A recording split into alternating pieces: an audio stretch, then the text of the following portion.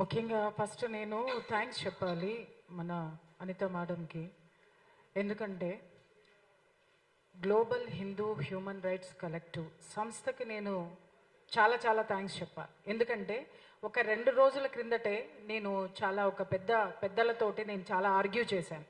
ఏంటి అంటే లవ్ జిహాద్ కేసుల్లో మేము పోలీస్ స్టేషన్ల చుట్టూ తిరుగుతున్నాం, అలాగే పేరెంట్స్కి కౌన్సిలింగ్ ఇస్తున్నాం, కానీ పోలీస్ స్టేషన్లో కేసు మాత్రమే నమోదు చేయించగలుగుతున్నాం. ఆ కేసులకి సపోర్ట్గా హిందూ ఆడపిల్లలకి కుటుంబంతో సహా ఎవరూ ఉండడం లేదు. దీన్ని ఎవరు పట్టించుకోవాలి? నేషనల్ హ్యూమన్ రైట్స్ కమిషన్ ఏం చేస్తుంది? స్టేట్ హ్యూమన్ రైట్స్ కమిషన్ ఏం చేస్తుంది? ఉమెన్స్ కమిషన్ ఏం చేస్తుంది? National rights for women's commission ఏం చేస్తుంది? వీటన్నిటి మీద నేను 2 రోజుల కిందట పెద్ద యుద్ధమే చేశాను నేను. ఎందుకంటే ఉమెన్ రైట్స్ కింద ఉమెన్ ఉంటున్నారు నేషనల్ స్థాయిలోను స్టేట్ స్థాయిలో. ఒక్క కేసైనా లవ్ జిహాద్ కేసు పట్ల వీళ్ళు స్పందించినటువంటివి ఎన్ని ఉన్నాయో నాకు చెప్పండి. ఈరోజు నేను ప్రెస్ మీట్కి అందుకే వచ్చాను. ఈ ప్రెస్ మీట్ వేదికగా నేను వాళ్ళని ప్రశ్నిస్తున్నాను. ఎన్ని లవ్ జిహాద్ కేసులకి women rights commission national commission కానివ్వండి, స్టేట్ కమిషన్స్ కానీ కలుగజేసుకుంటున్నాయి, సపోర్ట్ ఇస్తున్నాయి. పేరుకు మాత్రమే కమిషన్స్ ఉన్నాయి, పని చేస్తున్నాయా ఉమెన్ కోసము? ఇంత భయంకరమైనటువంటి పరిస్థితి. చాలా మందికి నేను ఒక విషయం చెప్పాలి ఏంటి అని అంటే, ఈ లవ్ జిహాద్ కేసు 17 సంవత్సరాల కిందట మా రిలేటివ్స్, మా చాలా క్లోజ్ రిలేటివ్స్ ఇంట్లోనే జరిగింది. మీకు తెలుసా అంటే ఇది చాలా అంటే ఆ పిల్లని ఈ లవ్ జిహాద్ పేరుతోటి ఒక ముస్లిం పిల్లవాడు ప్రేమించి పెళ్లి చేసుకుని మాకు చెప్పకుండా ఇంట్లో నుంచి తీసుకుని వెళ్ళిపోతే కోపంతో మా బంధువులు వదిలేస్తే ఆ పిల్ల చివరికి ఒక ఫోన్ కాల్ వస్తే పరిగెట్టుకుంటూ వెళ్ళారు వాళ్ళు. తీరా చూస్తే ఆ పిల్ల సిచ్యువేషన్ చూస్తే నన్ను పిలిచారు. నేను వెళ్ళి చూసేసరికి కడుపు తరుక్కుపోయింది. ఆ పిల్ల 7 months గర్భవతి. పిల్లకి తిండి పెట్టి 1 రోజులైంది. 1 రోజులు ఎలా బతికింది అనే పిచ్చి ప్రశ్నలు వేయకండి. పిల్ల ఇలా అయిపోయింది. చాలా అందంగా ఉన్నటువంటి పిల్ల. ఏంటమ్మా అంటే తిండి పెట్టరు ఇంట్లో, నిన్నెందుకు పోషించాలి అని మాట్లాడుతున్నారు. అప్పటికే ఆ పిల్లకి బురకా వేసేశారు, మతం మార్చేశారు, అన్నీ చేసినా కూడా ఎందుకు నిన్ను హింసిస్తున్నారు అని అంటే నీ పేరు మీద కట్నం ఏమైతే ఉంటుందో ఆ డబ్బులు తీసుకురమ్మని. నేను నా వాళ్ళని ఎదిరించి వచ్చాను, నేను వెళ్ళను అని ఆ పిల్ల ఆత్మాభిమానంతో ఉంటే కొట్టి కొట్టి కొట్టి హింసిస్తే నేను పోయి ఆ పిల్లని విడిపించుకొని పోలీస్ స్టేషన్లో కేసు పెడితే ఇప్పుడంటే ధైర్యంగా మేము నిలబడడానికి కారణం అదేనండి. వచ్చి కేసులు పెడుతున్నాం. కానీ ఆ రోజు పోలీస్ స్టేషన్లో కేసు పెడితే పరువు పోతుంది అని చెప్పి ఆ పిల్లకి విడాకులు ఇచ్చేసి బయటికి గర్భవతి 7 నెలల గర్భవతిని తెచ్చుకున్నాం మేము ఇంటికి. తెచ్చుకున్న తర్వాత మా బంధువులు పిల్లవాడే ముందుకొచ్చి ఆ పిల్లని పెళ్లి చేసుకున్నాడు. కాబట్టి ఆ పిల్ల కథ సుఖాంతమే అని అనుకోవచ్చు. కానీ ఎంతమంది ఆడపిల్లలు ఎంత బలి అవుతున్నారో, దీని వెనక చరిత్ర ఏమిటో దయచేసి నేను మీడియా మిత్రులను కూడా నేను కోరుకునేది ఏంటంటే, ఇది మనది కాదు, ఇది రాస్తే మా యాజమాన్యం ఊరుకోదు, ఇది రాస్తే ఇది చేస్తే మన ప్రోటోకాల్ కాదు అని మాట్లాడేటటువంటి దాని నుంచి దయచేసి మీడియా మిత్రులు కూడా బయటికి రావాలి. ఎందుకంటే నేను నా ఇంట్లో 17 సంవత్సరాల కిందట ఉన్న కేసుని నేను జనం మధ్యకి విస్తృతంగా తీసుకెళ్లి ఉంటున్నట్టయితే నేను ఇంకా చాలా మందిని కాపాడేదాన్ని ఏమన్నా. ఇప్పటికీ నేను ఆ గిల్టీ ఫీలింగ్లో నేను ఉండిపోతా. అప్పుడు ఎందుకు అనంటే పరువు పోతుంది, మనది బయటికి పెట్టుకోకూడదు. అప్పుడు కూడా సెక్యులరిజం అనేటటువంటి ఒక అంధ బిలీఫ్ తోటి నేను ఉన్నాను. ఆ తర్వాత ఎన్ని కేసులు నేను చేశానో నేను చెప్పలేను. ఈ ప్రాతిపదికన పోలీస్ స్టేషన్ల చుట్టూ మేము తిరుగుతున్నాం. మేమెవరూ బంధువులం కాదండి. నేను చెప్పిన స్టోరీ ఎప్పుడో 17 సంవత్సరాల కిందట. కానీ ఇప్పుడు పోలీస్ స్టేషన్లకు వెళ్ళే ప్రతి ఆడపిల్లది, ఇక్కడి నుంచి బోర్డర్లు దాటే ప్రతి ఆడపిల్లకి మేము బంధువులం కావు. కానీ ఎందుకు వెళ్తున్నామంటే ఆ ప్రమాదం రేపొద్దున మన ఇంట్లోకే వస్తుంది. ఆ ప్రమాదం ఇది ఏదైతే ఇంత నైరాశ్యంగా మనం వదిలేశామో ఈ రోజు NIA వరకు వెళ్ళింది అనంటే, నేషనల్ ఇన్వెస్టిగేటివ్ ఏజెన్సీ వచ్చింది అనంటే మన నిర్లక్ష్యం కాదా? అది మన చేతగానితనం కాదా? అది నేను ఈరోజు అడుగుతున్నాను. నేషనల్ హ్యూమన్ రైట్స్ కమిషన్ ఏం చేస్తుంది? స్టేట్ హ్యూమన్ రైట్స్ కమిషన్ ఏం చేస్తుంది? వీళ్ళు ఆడపిల్లలకి ఎంత అండగా నిలబడి ఉన్నారు? సుమోటోగా ఈ కేసులు ఎందుకు తీసుకోరు అనేదే నేను ప్రశ్నిస్తున్నా.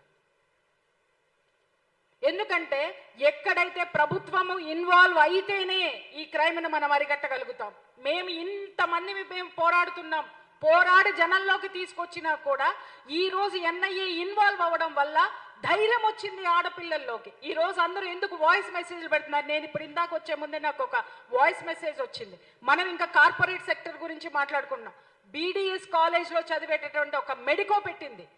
ఏమని అంటే, మా బీడీఎస్ కాలేజ్లోనే మీరు కార్పొరేట్ వరకు వెళ్ళారు, మా కాలేజ్లోనే నాకు కాశీదారం కట్టుకొని నాకు రక్షగా కట్టుకోవడం నాకు చిన్నప్పటి నుంచి అలవాటండి, అది కట్ చేసేశారు.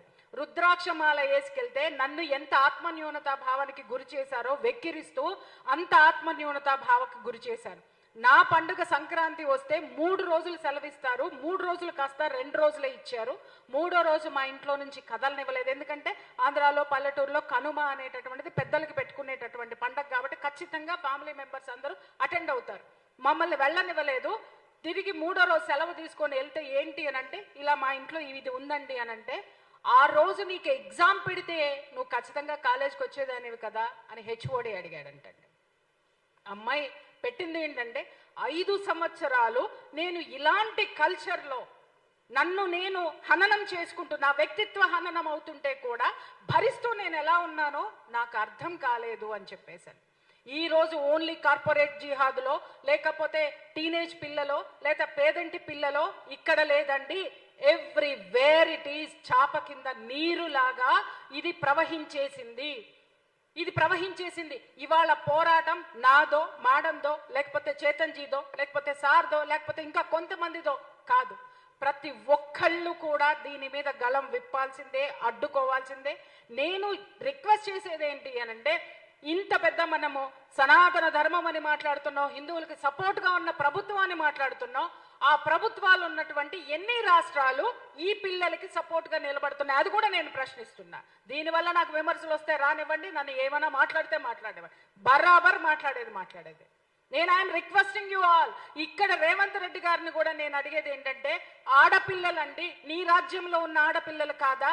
ఇన్ని లవ్ జిహాదులు గొంతు చించుకుని అరిచి ఆ పిల్లలను కూడా మేము పోలీస్ స్టేషన్లో ప్రొడ్యూస్ చేస్తూ ఉంటే, ఇక కేసులన్నీ ఫైల్ చేపిస్తుంటే, ఒక్క కేసన్న కోర్టుకు వెళ్ళింది మీరు చూసారా?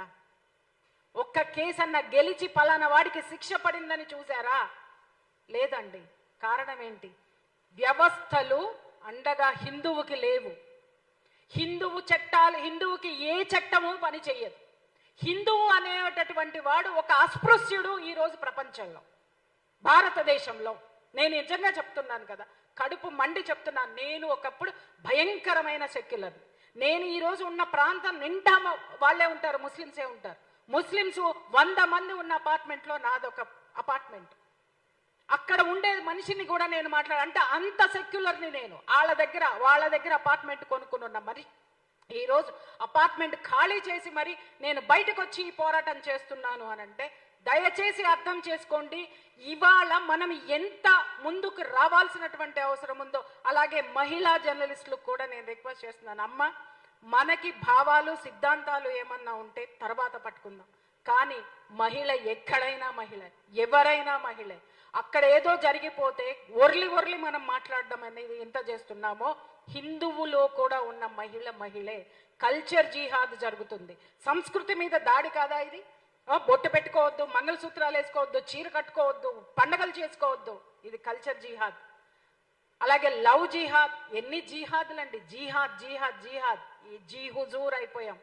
రేపొద్దున ఇలాగే ఉదాసీనతతోటి ఉంటే ఈ రోజు ఇక్కడ ఉన్నటువంటి మహిళలందరూ కూడా రేపొద్దున హిజాబులు వేసుకుని వచ్చి ఇక్కడ ప్రెస్ మీట్లో కూర్చోవాల్సిన దుస్థితి మనకి ఏర్పడుతుంది. కాబట్టి నేను నిజంగా మొట్టమొదటిగా ముందుకు వచ్చి global Hindu human rights collective సంస్థకి మాత్రం నేను చాలా థ్యాంక్స్ చెప్తున్నానండి. ఎందుకంటే మీరు ఇంకా విస్తృతం చేయాల్సినటువంటి అవసరం అయితే మాత్రం ఉంది. ఎందుకంటే ఇక్కడ ఉన్నటువంటి సనాతన ధర్మంలో ఉన్నటువంటి ఆడపిల్లలకి సెక్యూరిటీ లేదు, ప్రభుత్వాలు సహకరించట్లేదు, వాళ్ళకి అసలు మానవ హక్కులే లేవు, అసలు వాళ్ళు మనుషులే కాదు అనేటటువంటి స్థితిలో ఈ ప్రభుత్వాలు ఉంచేస్తే మీరు గుర్తు చేసినందుకు మీకు థ్యాంక్స్ చెప్తూ, నిజంగా అందరినీ కూడా నేను ఒక్కటే రిక్వెస్ట్ చేస్తున్నాను, మీడియా మిత్రులందరికీ కూడా, దయచేసి మన ఆడపిల్లల్ని కాపాడుకుందాం. దీని మీద విస్తృతంగా కథనాలు రాయండి, ఏముందో వాస్తవాలే రాయండి. నేను అడుగుతున్నాను.